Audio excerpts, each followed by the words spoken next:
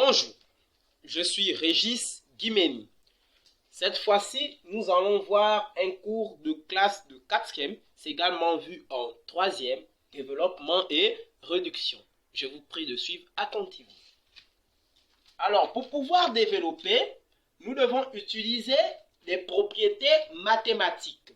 Mais également, il faut connaître des notions mathématiques telles que le calcul des puissances, les multiplications, des égalités ou des transformations des égalités. Nous allons voir ici une propriété sur le développement. Il y a plusieurs propriétés. Commençons par la première. On peut développer le type A, facteur de x plus z.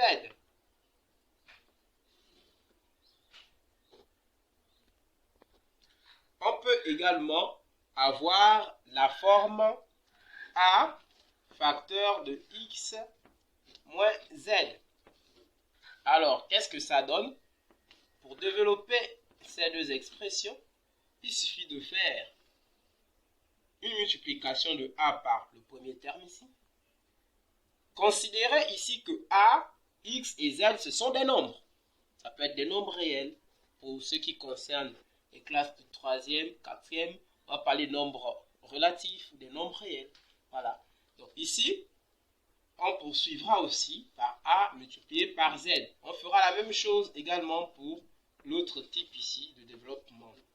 On peut par la suite avoir ce qui est plus complexe, c'est-à-dire avoir ici par exemple A plus B, facteur de X plus Z.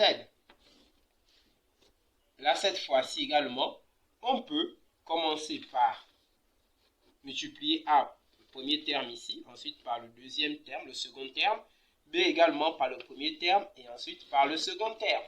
Qu'est-ce que ça va donner? Ici, A fois X, ça va nous donner AX. Si on avait 2 fois 3, vous comprenez que c'est 6. A fois Z, ça nous donne AZ. Ici, on a le signe plus. A ici, on a un signe plus également devant. Il faut comprendre que si on remplace A par des nombres, ces nombres peuvent être, ces lettres-là par des nombres, ces nombres-là peuvent être à la fois, peuvent être parfois positifs ou négatifs, ou les deux en même temps, c'est-à-dire certains nombres positifs et certains nombres négatifs. Ça ne doit pas changer la compréhension de ce que nous sommes en train de faire. Il va falloir simplement savoir que lorsque on fait le produit de deux nombres de même signe, on obtient toujours un signe positif. Et quand on fait le produit de deux nombres de signes différents, on obtient toujours un nombre négatif. Alors, A fois Z, ça nous donne plus AZ. Pour le cas de cette deuxième expression, on a A fois X qui donne AX. A fois moins Z, vous voyez bien, c'est deux nombres de signes différents. Ça fait donc ici un nombre négatif, AZ. Pour ce qui concerne cette dernière expression, on peut, par abus de langage, ramifier. C'est-à-dire, on prend d'abord le premier terme ici, multiplié par toute cette expression, plus le deuxième terme, multiplié par cette expression également. Si on avait un signe moins, ça devait être ce premier terme multiplié par cette expression, moins ce deuxième terme multiplié par cette expression également. Alors, qu'est-ce que ça nous donnerait? A, facteur de X plus Z plus B, facteur de X plus Z. Et ça, vous connaissez déjà comment on résout cette expression. On l'a déjà fait ici en haut. Ce sera la même chose que celle qui est en bas. Alors, qu'est-ce que nous pouvons obtenir directement ici? On doit obtenir AX, égalité sous les égalités, AX plus AZ, ici, plus BX, plus BZ. Alors, vous voyez bien que ici, on a les x qui se répètent. Donc, c'est à partir, là, on a déjà développé, c'est à partir de ce moment qu'on parle de réduction. C'est-à-dire que je veux rassembler ceux qui ont les mêmes lettres ici. Donc, les x, je les rassemble ensemble. Et les z, je les rassemble ensemble. Je les mets ensemble en considérant que, bon, ici, x, c'est un inconnu et z, c'est un inconnu. Mais, je crois que je vais en parler avec un exemple plus concret. Ok, nous allons prendre des exemples. Développons, par exemple, ici,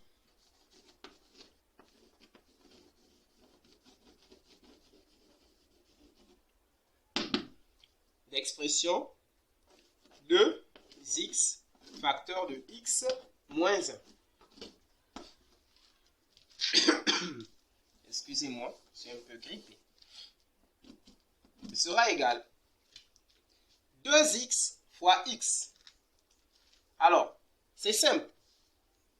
Le coefficient de, je multiplie par le coefficient ici, de x, et ici, c'est 1 le coefficient. Parce qu'on n'a pas écrit. Ça fait 2 fois 1, 2. Ensuite, x fois x sont des mêmes nombres. Rappelez-vous des propriétés des puissances. Ici, c'est x à la puissance 1 multiplié par x à la puissance 1. Qu'est-ce qu'on fait? On additionne les exposants. D'accord? Donc, ça fera x à la puissance, donc x exposant 1 plus 1. Ce qui donne x exposant 2. Donc, ici, ça donne x exposant 2. Donc, on vient à peine de faire ceci. Maintenant, il faut également faire ceci. 2 fois moins 1, ça nous donne moins 2. Ici, il n'y a pas de x. D'accord? Donc, on va simplement ramener le x. D'accord? Parce que s'il n'y a pas de x ici, là, ça veut dire que c'est simplement moins 1. On multiplie les coefficients avec les coefficients. Alors, donc ici, ça va nous donner 2x. Et c'est fini. Nous ne pouvons pas réduire. Pourquoi? Parce que ici, ce terme-là est à un degré 2, alors que celui-là a un degré 1. Si vous connaissez les patates et les bananes, vous comprenez ici qu'on ne peut pas additionner les patates plus les bananes et trouver un seul aliment. C'est-à-dire on prend 2 patates plus 2 bananes, on va obtenir 2 patates plus 2 bananes. Alors que si on avait 2 patates plus 2 patates, on sait très bien qu'on va obtenir 4 patates. Nous poursuivons avec un autre exemple. Je vais prendre x moins 1 facteur de x plus 1. Alors, ben, ça,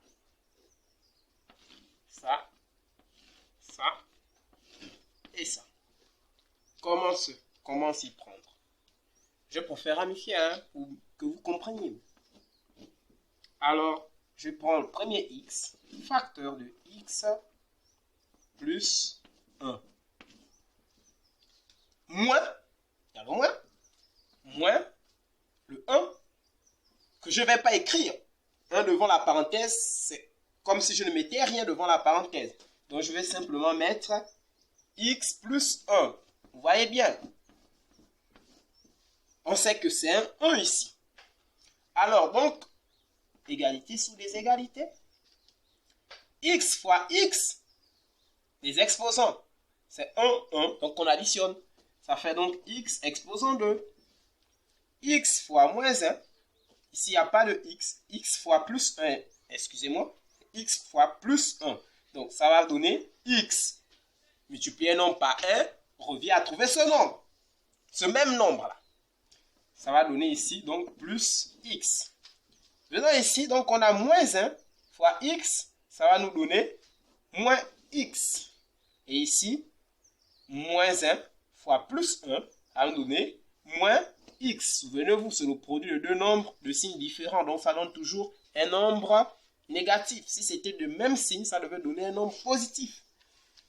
Égalité sous les égalités. Nous venons à peine de finir de développer. Cette fois-ci, nous allons réduire. Réduire, c'est-à-dire rassembler ceux qui sont de la même nature. D'accord? Un peu comme les bananes et les bananes.